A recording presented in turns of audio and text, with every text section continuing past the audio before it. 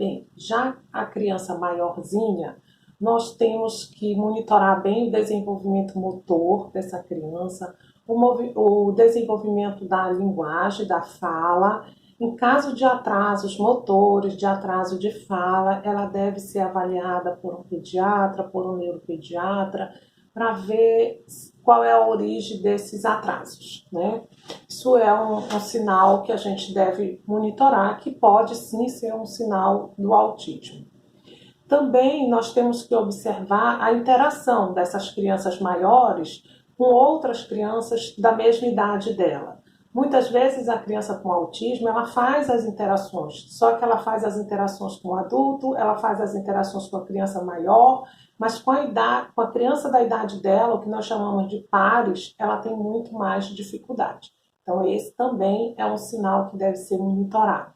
Outros sinais que são bem mais clássicos do autismo, que daí já muita gente já observa com mais facilidade, é a questão das estereotipias. Então, a criança que fica com balançar para frente e para trás, a criança que faz alguns movimentos com as mãos, movimentos repetitivos, como bater nas orelhas, como ficar balançando as mãos, né, de forma repetitiva. Então, isso também são sinais de alerta e de características do transtorno do espectro autista.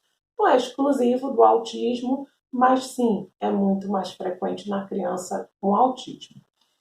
E a outra situação que a gente deve também monitorar é quando a criança chega à escola, seu primeiro contato na escola, se ele se adapta bem à escola, ou se ele tem muita dificuldade da adaptação às rotinas escolares, a adaptação de ambiente, a adaptação com os novos amiguinhos. E isso também são sinais de alteração comportamental que podem sim ser sinais do autismo. O adolescente, geralmente, é quando ele já tem um autismo leve, que foi passado desapercebido.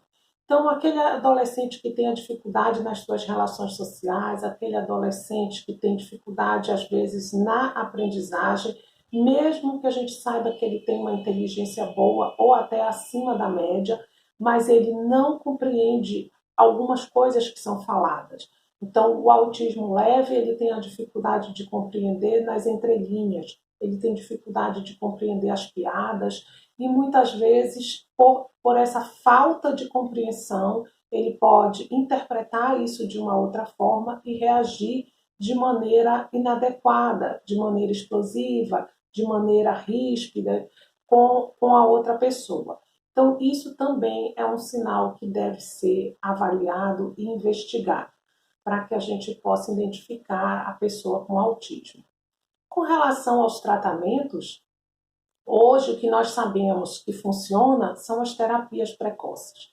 Então, a terapia comportamental, a terapia ABA, é a única que tem, a comportamental, né? A ABA é uma delas, mas a terapia comportamental é a única que a gente tem hoje, comprovação científica, que pode modular o comportamento, adequar, ajustar e, inclusive, no autismo mais leve, poder até a gente deixar ele quase que imperceptível, com os seus comportamentos já modulados e adequados.